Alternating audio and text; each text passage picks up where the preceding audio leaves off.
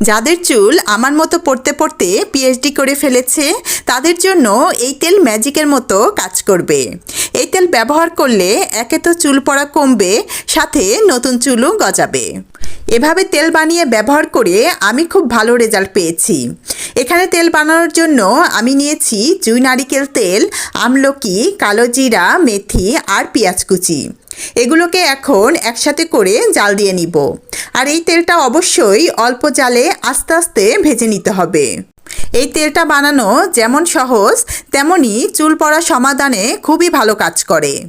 তেলটা অল্প অল্প জালে ব্রাউন কালার হওয়ার আগ পর্যন্ত আমি এটাকে ভেজে নিব। এই জাদুকরি তেলটা সপ্তাহে 3 দিন ব্যবহার করলে আপনি নিজেই এর ফল বুঝতে পারবেন। আমার তেল বানানো শেষ। এখন তেলটা ঠান্ডা করে নিয়ে আমি একটা কাচের জারে তেলটা ঢেলে রেখে দিব। তেলটা কাচের জারে রাখলেই বেশি ভালো হয়।